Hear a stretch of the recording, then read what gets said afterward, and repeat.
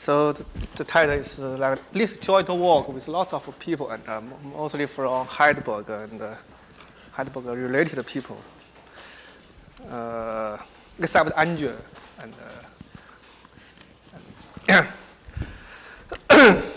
sorry. Okay, what is omega operator? That define for any x in element of Cantor space, we define omega x to be the sum of n to the minus kx up to n. This sum, this function, actually it depends on the machine, the universal machine U. And many properties also depends on the machine. But today, the main result in our talk, they are independent of machine. And I will mention some results that depend on machine. So if I want to say, if I mention the result independent machine, just simply use omega x to say, to indicate that this result is independent of machine. Okay. Today, majorly I will talk some analysis property, and most and the major result in this talk is omega is a continuous function. So omega is a continuous function. Continuous function. Such that first, omega is almost everywhere differentiable.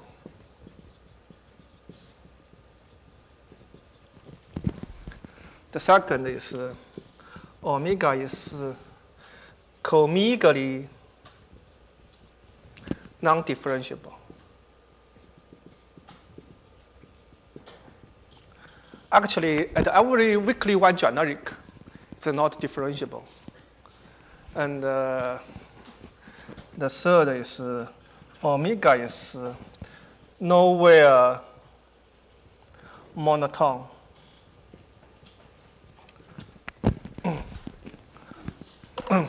So this is a very weird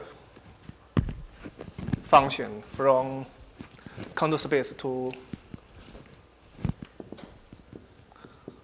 0, 1. That's not dependent on machine. Does not is independent of machine.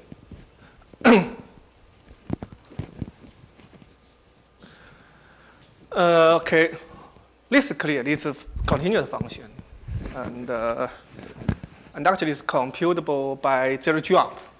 So recursive in zero jump. Okay, now we prove. Further, we prove it's almost everywhere differentiable. Actually, it's differentiable at every dimensional random real.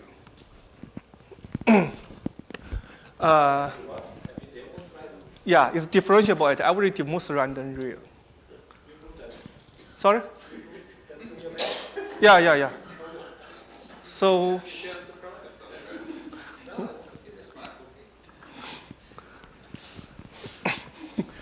What do you mean?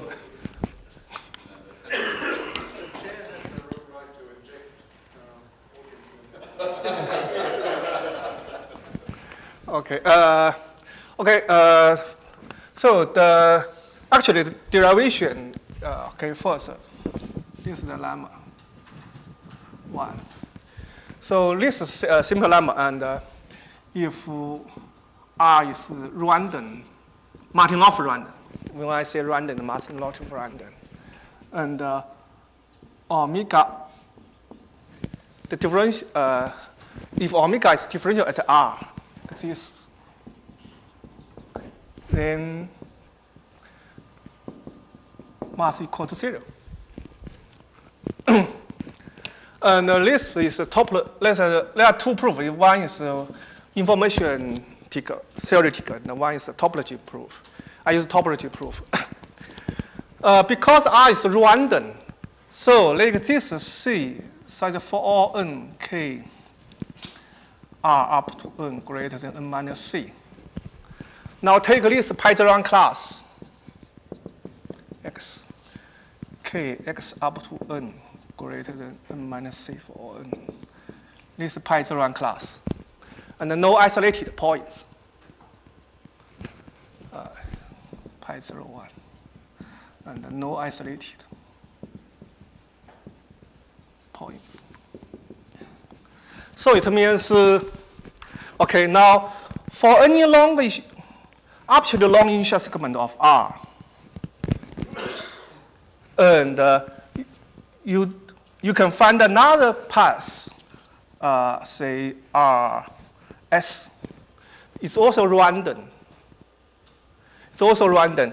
And then look at the difference after n and great.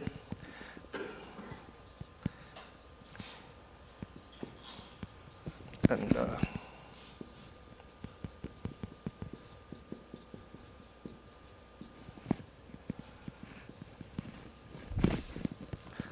it goes to 0. Because this goes to 0. This goes to 0. So it means if it's differentiable, then derivation must be 0.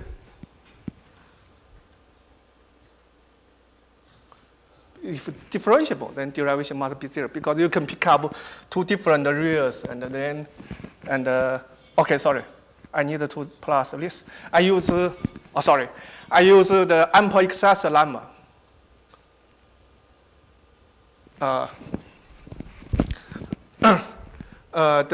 This is because okay.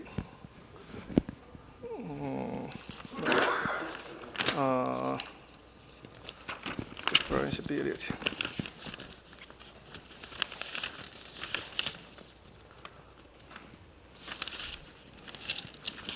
Because this to the n. Okay, look at this. M greater than n to the n minus kr up to m. This less equal to the m greater than kr up to m.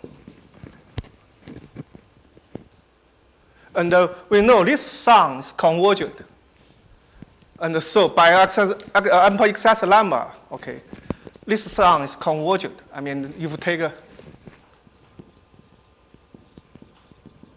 if R is random, this is convergent. So the limit of this must be 0. If n goes to infinite, then it's 0. So this means this goes to 0. So this goes to 0.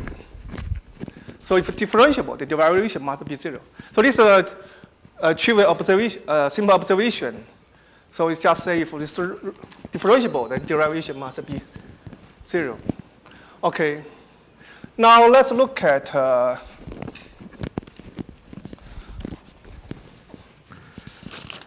okay. Now let's but the problem is why it's differentiable.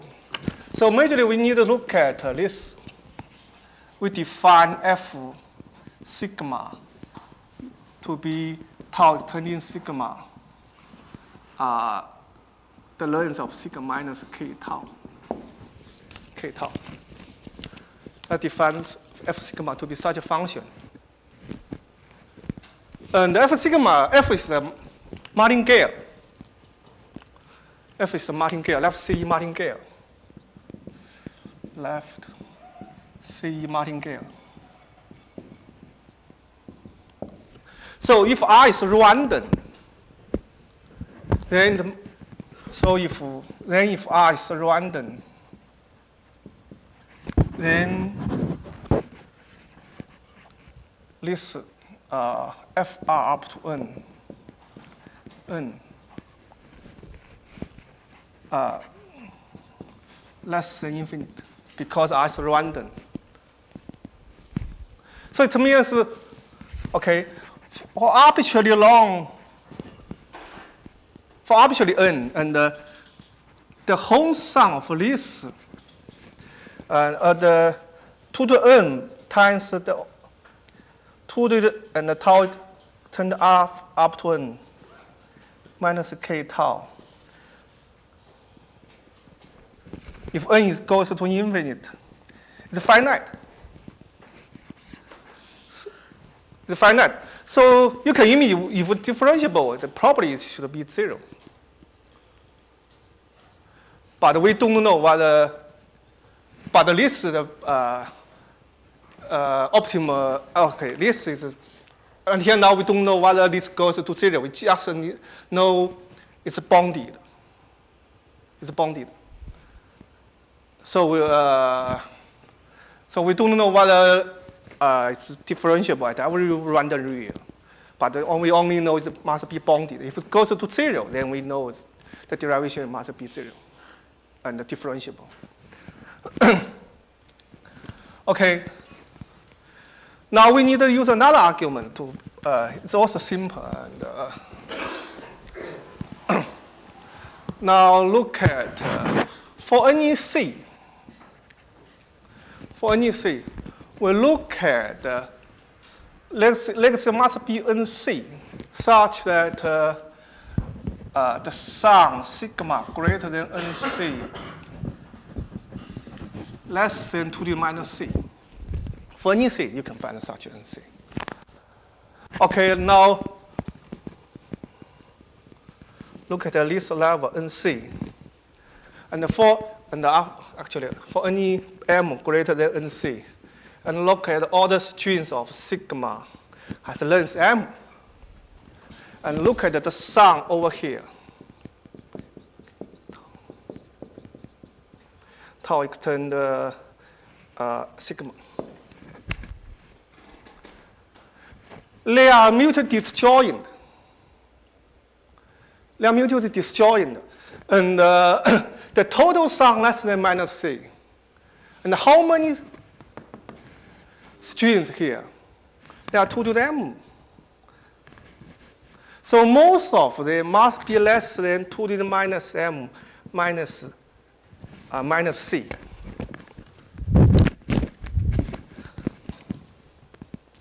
I mean this sum.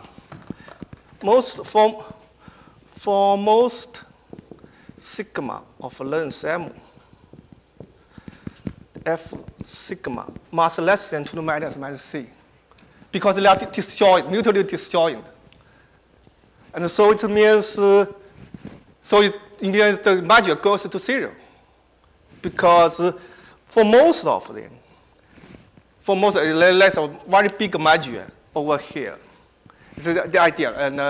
And the sum less than 2 to minus, it means 2 to m times less than 2 to minus c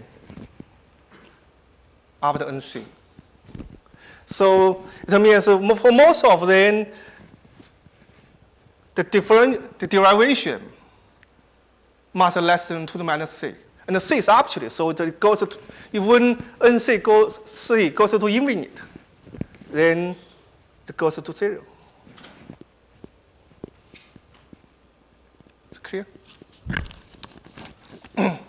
So if differentiable, then the derivation must be 0. Also, and for almost of reals, it's differentiable, and the derivation must be 0. And this is by checking the effectiveness, and you can check every most random satisfy this property. So I mean, every most actually is weaker than the most random. You just need 2 to n times or n square times change, and so n square times again. What's the bound? Sorry. You said it's weaker than the Yeah, it's a weaker between. I can calculate the times of change, and it's 2 to n something like that, and so this is. Sorry. Balanced. Okay, I don't know this randomness. Okay, it's out of control. You said the randomness notion. Okay. Okay. So this. So for most of real, I already most random is differentiable and the derivation is 0. Now, the difficult one is non-differentiability.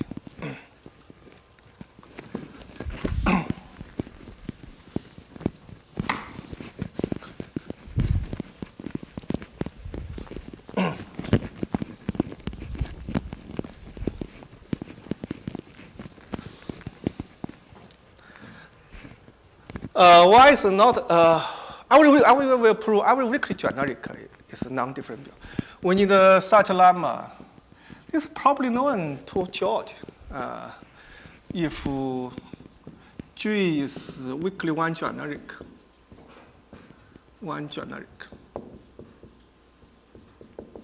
and okay, no, and like this universal machine U, and like this for any recursive function increasing for any recursive computable increasing function, and it can be actually fast. Actually, I just want a fast function, and like this U. Universal machine U. And for our weakly generic, one generic G, and there are infinite many n has this property. For any m between Fn and Fn plus 1, k, g up to m equal to the minimum complexity of k sigma length equal to m, and gm equal to 0. This is also true for gm equal to 1. You can even often arrange it. Sometimes it can gm is 0 and sometimes it is 1. That means for arbitrary fast-growing function f, say you can find a very long interval and it has minimal complexity over here. The weakly one generic has a minimal. So not difficult. Just build a universal machine like this and use density and. Yeah, just skip the proof, but this is not difficult. I use 0 and 1 because I want to show it's nowhere monotone. And if you don't want to know this, then just you can forget this 0 and 1 and just remember this. So, So is it an order or something? sorry? Order, yeah, it's order. It's order, yeah. So it's order, exactly order. Yeah. Okay. Now, but we know this property is not machine invariant. I mean the minimal complexity. But but the K triviality is machine invariant. So it means so corollary is and replace just. Replace here to be there exists infinite any n such that for all m between Fn and Fn plus 1 and kgm greater than less equal to km plus c. Like this constant c, and this c independent of g. So it means for any recursive fast-growing function, you can find the interval, infinite interval, such that it's always k-trivial. Less long, such long interval is k-trivial. So it's known to you. You prove lots of results about infinitely often k-trivial.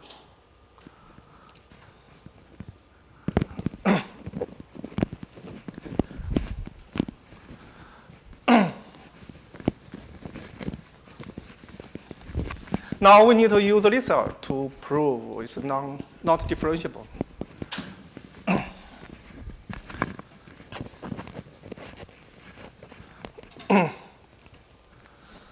Okay, now we prove if G is weakly one generic.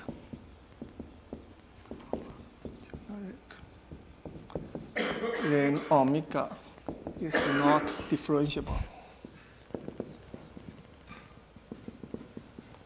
at G. Because you can immediately look at it, if G is K-trivial, you can immediately sum N and okay, Fg up to N. Because it can be infinite K-trivial, so this sum may be very bigger. The list value can be very big and goes to infinite. It should go to infinite. And now the problem is, how about the other reals in the same interval?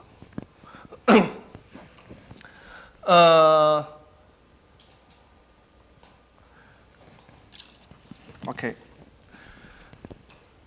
So the idea is we need to find a random real very close to this G. And because it's random, if R is random, then it should be FR up to N. This should be very small. This should go to 0, this should go to infinite. Then difference should be very big. But we always have constant problem because because you have a long instruction up G up to N, and then you look at the G and R. And this R has a very, and you cannot make this random. You can see random only after a constant length, after some, well, maybe very big M, then you can see it's random. And the mere in between here is very close to G up to N. And it's so close, and then it means this may be the difference may be finite. And after this, then the sum may be goes to finite, and then the difference may be still finite. So we want to build how to overcome this difficulty, and we use Levin's result.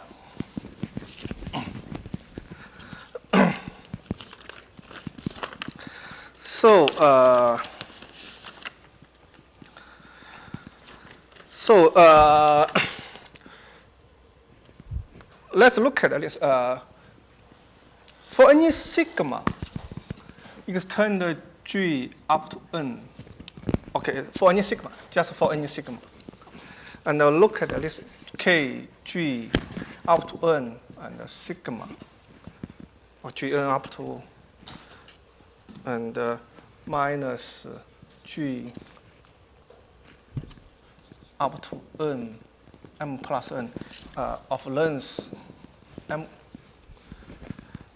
The second K, okay? Oh, sorry, K. This is greater equal to K sigma using Levin's result, symmetrical information result, greater than Km minus a constant, 2Km. Yeah. Now, the point is we can pick a real R such that relative to this oracle, and we can pick R such that KR up to M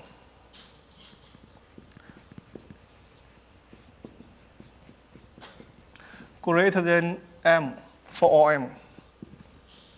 You can pick without constant. We can pick up a random real R such that for only M. So this is the real we need.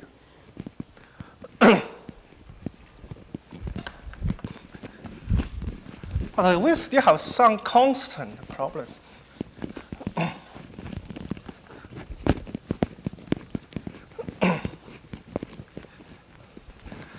Now look at the difference of, okay, now fix n0. Fix n0 and arbitrary n0. And look at the sum to the n0 and m greater than, okay,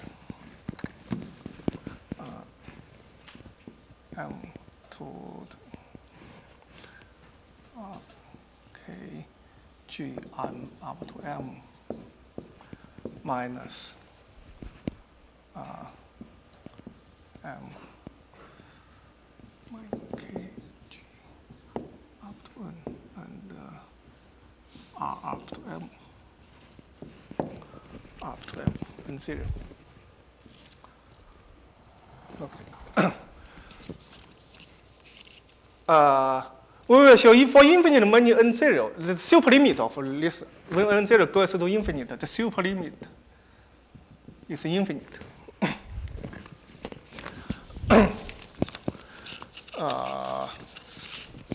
Okay, that's one.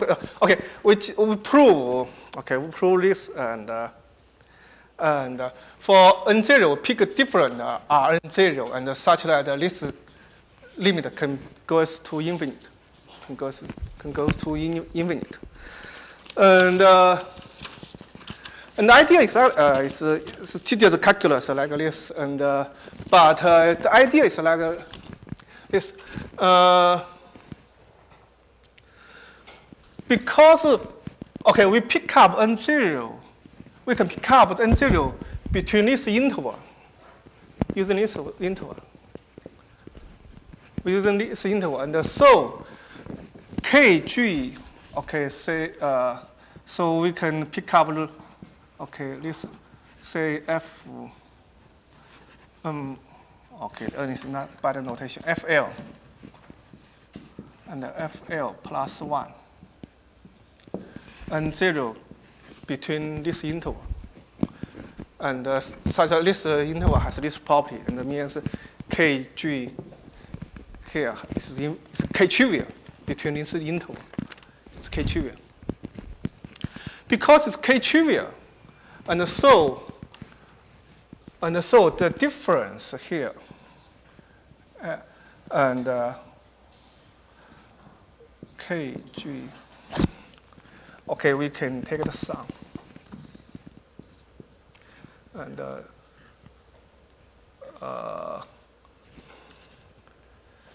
sum m to the minus k g up to n0 plus m, and 1 minus sum m k g up to and k g up to n0 plus m minus k up to n0 up to m. We want to prove this goes to infinite. So we can ignore outside part because R is random. Because R is random. If L is big enough, say greater than FL greater than 2 to the FL minus 1. Then after this, the sum, because R is random, so after FL plus 1, this sum less than 2 to the minus L. So we can ignore this part if the n is outside of FL plus 1. So we just need to look at the value in this interval. So we just so we ignore the outside part. And look at this. Now we're almost done. We're almost done because we have calculation of this. We will have calculation. this. Now the problem is a constant here. The problem, sorry. Are they using strictly expansion there? And it's also true for computable real. For K-trivial real, it's also true. For K-trivial, you don't need this interval, just calculate. And you still have a constant problem, and it means for some constant, because this constant, and then this sum may be very big at the initial segment. I mean, if m is small, then it's very close to G. It's very close to G. And maybe the difference can be very small. And maybe after this small m, and you can, and the sum become finite. I mean, the sum is the finite means when n0 goes to infinite, and this sum is still bounded. Okay, the idea, because here is n0, here is n0 plus m. Okay, and even there might be. So, because it's a constant, there must be a constant interval here. And the difference here, and the major part of this sum is focused on this. Such that this goes to the infinite. If n0 goes to the infinite. After this, and then the sum to the n0 times this become very small. And then you can ignore, then you cannot argue this goes to the infinite, because the major part is focused on here, the sum of this. So you need to be carefully to choose n0. n0. And but look at this. This means greater than if we pick up greater than m, then it means m greater than m minus 2 minus m minus another constant, c prime. Okay, and then the minus, because, okay, 4 log m minus c double prime. But this m always greater than 4 log m up to a fixed constant is independent of after constant, m always greater than 4 log m. And so we just need to focus on those m less equal to 4 log m, this part, because of this. But this constant. And the major part here, okay.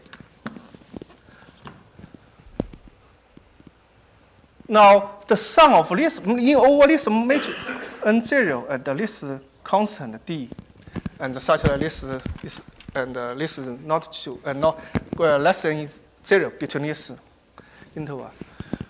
And it's the sum of this between this one, the sum of this is greater than n0, and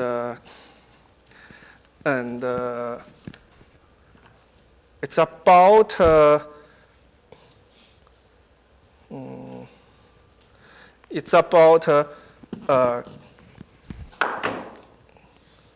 okay, m less than d prime.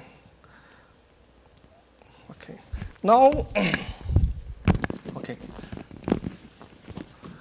we can but we can choose L very big, F very big, such that you can find n0 and n less than n1, such that kn0 greater than log n0, and n1 less than log n0. You can pick up such two numbers. And n1 actually far greater than n0. And not you can plus d prime. And so now only look at this n1 to pick up. Okay, look at the sum of this. Only look at n1, this value, and so then we have 2 to the n0 is greater than equal to 2 to the minus k g up to n1, and minus the sum, blah blah blah here, m less than d double prime, d prime means this interval, and only in this fixed length interval, the sum of this less than this, and so and kg up to m. And because this greater than log n01, and this sum less equal to log n0. Oh, sorry, n0 plus some constant. I use d double prime because only constant sum of here we need to focus, and there are most n0. And so we just have n1 constant over n0, but this is log n0. So but we can find the infinite of n0 satisfy this property, and for every n0 pick such r such that so this goes to infinite. This goes to infinite. So this means if G is weakly one generic, then it must non-differentiable and goes to the derivation. Right? And also this also proved, so we proved it's commingly non-differentiable. And the byproduct of this proof is, we already showed this actually.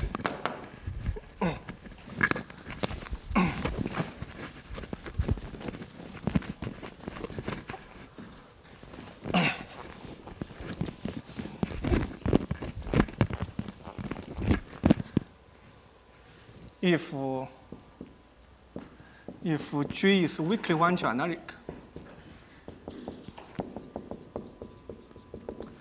then there are random reals R0 and R1 such that R0 less than GR less than R1, and omega R0, omega R1 both less than omega G. Why? Because this goes into infinite, positive infinite.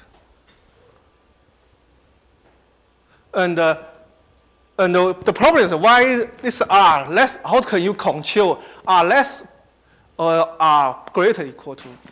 That's because, okay, I erased the, because the initial segment, do you remember, after this, at this interval, it's always 0. And for random real R, and so it can be always 0. So it means this random real R must greater than G, because it must have some 1 here. Otherwise, it cannot be random. At such long interval, let's R greater than G. And we will have another interval such that this always 1. They are 1. And so this random R must less equal to this G. So we can find 2 random reals such that. So it's nowhere monotone because the random real is everywhere. Okay, yeah. So this is an example from algorithm randomness theory. The provide example to analysis. You can construct. There's such a natural example, which is nowhere differentiable continuous, almost very differentiable and nowhere monotone.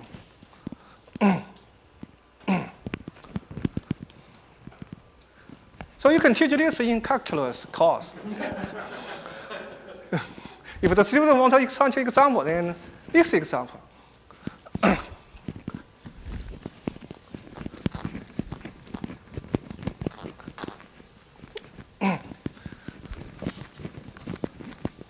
Okay, this is about the differentiable in continuous, and how about the integration?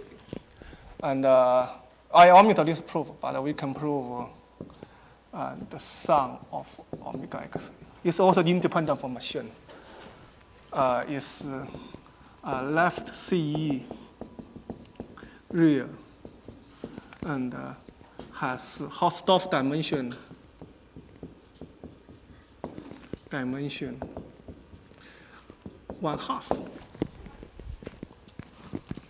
exactly 1/2.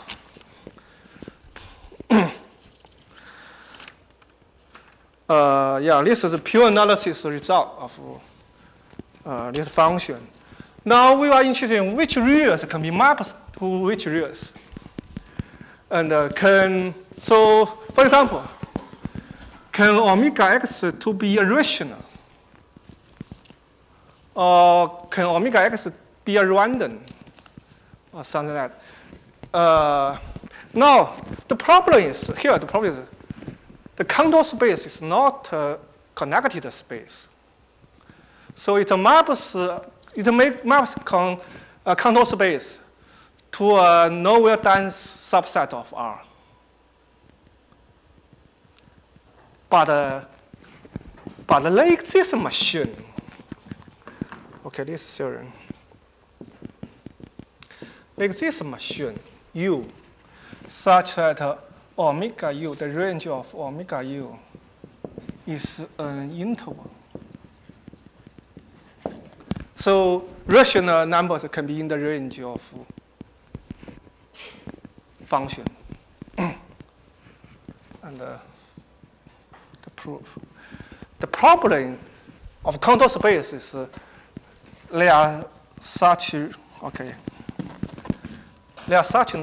numbers here: sigma 0, 1, 1, 1, 1, 1, 1, 1, and sigma 1, 0, 0, 0. This makes the contour space be bad. And now the point is we map these two real to be a single real. We build a machine, maps all kinds of these reals to a single point. And so we can make it connected. Okay. Then now the idea is clear. And then for any, we define a twin pair, a sigma tau. Actually, there are more than one twin here, and it's a twin pair. If, okay, I don't write down the definition formally. I just give the idea.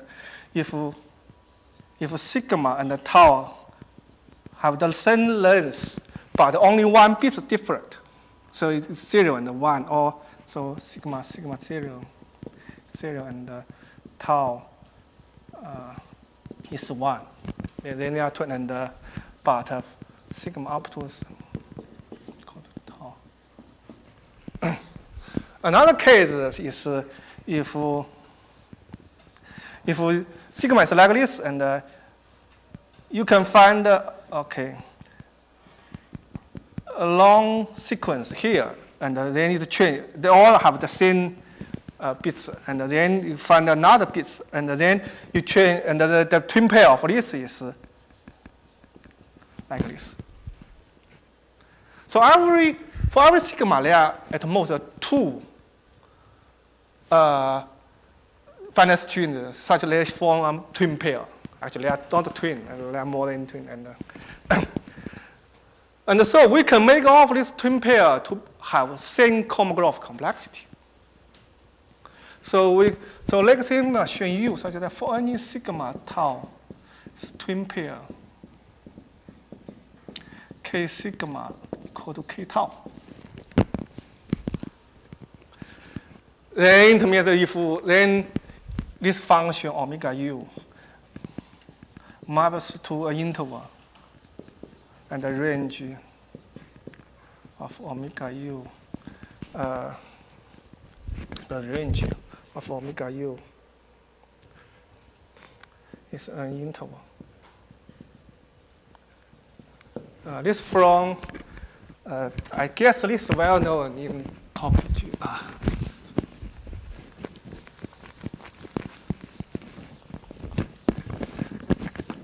The lemma. If f is a continuous function from 2 to the omega to r such that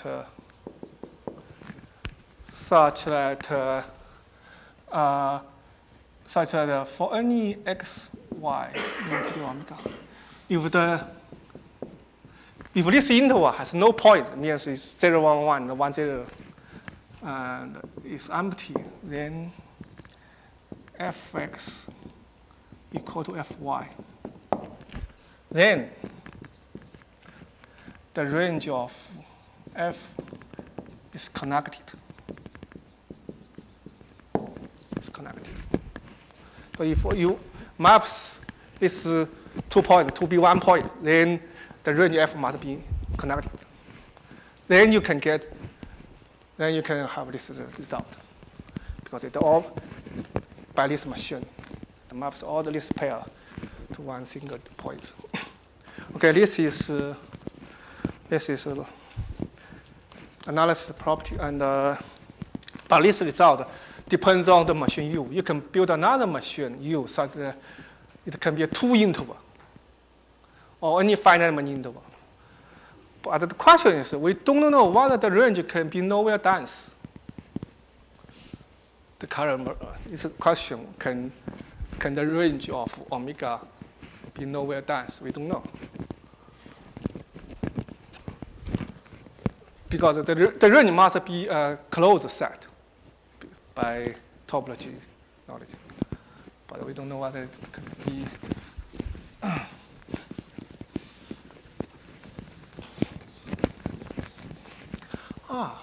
It cannot split into infinite many intervals, I guess. Because the range must be a compact set. You cannot imagine U to be infinite many disjoint intervals. Otherwise, the range cannot be compact. So you can at most finite many intervals.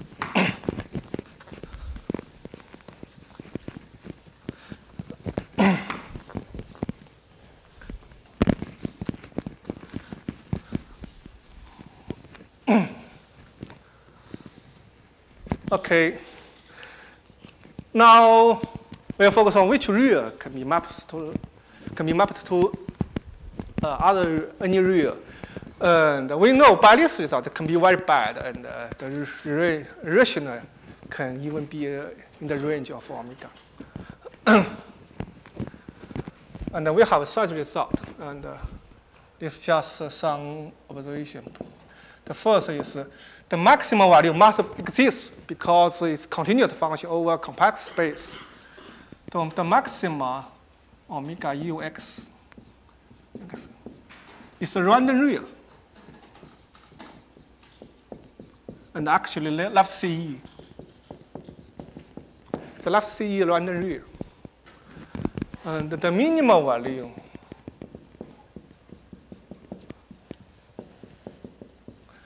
is a Turing complete real.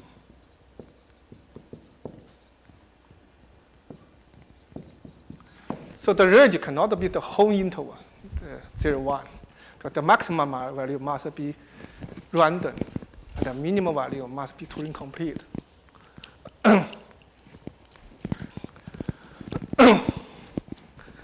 And okay, these are the results. And I will have some other results. And there are several results. They are machine dependent. And this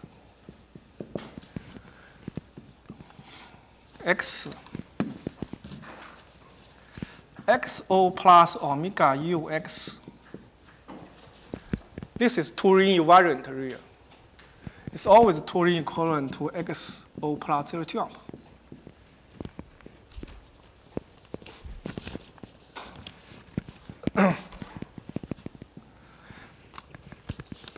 So this is Turing invariant, this result. And we are quite interested in which reals can be mapped to non-random real.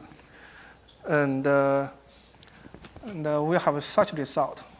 Like this universal machine U. For any random real R, omega U R is not random. Actually, it's not even normal.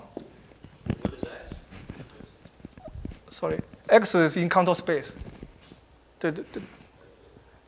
For any X. For A. X. Yeah. And like this U, for any random real R, the omega U R is not random.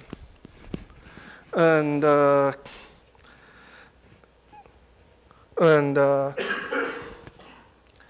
like this U, such that for any R, omega U R Turing about, no, let's not, yeah.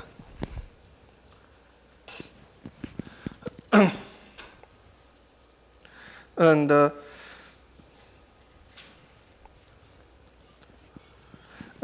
but there is a real which cannot be mapped to random. Like this X for omega X is not random. This result are very studied. We spend a lot of time in this kind of try to get a characterization, but it's not very successful. And yeah, this is just some studied result. And we also have many other results and over Python class or something like that. And also if X is K-trivial, then omega X independent of one machine is left CE and random. Yeah. Okay, I guess I need to stop here.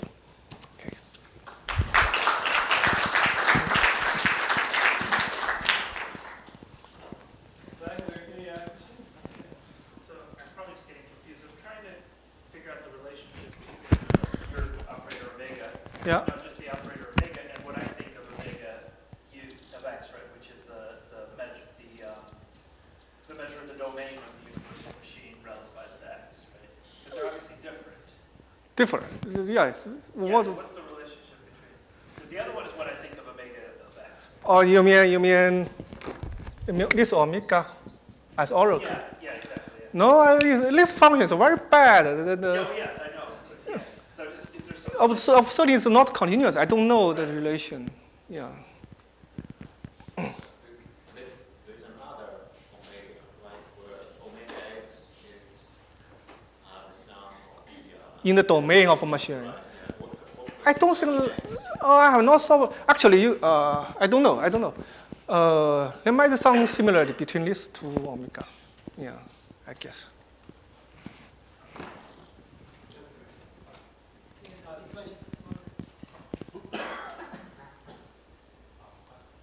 Just curiosity, what prompted you to look into these questions?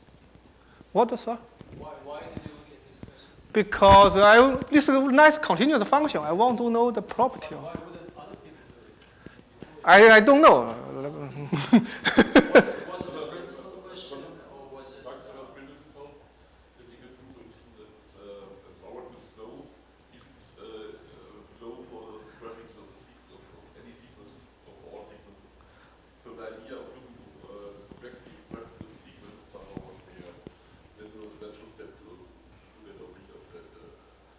And there's another okay, let's say Veronica Bach and French and Joe, they look at this function.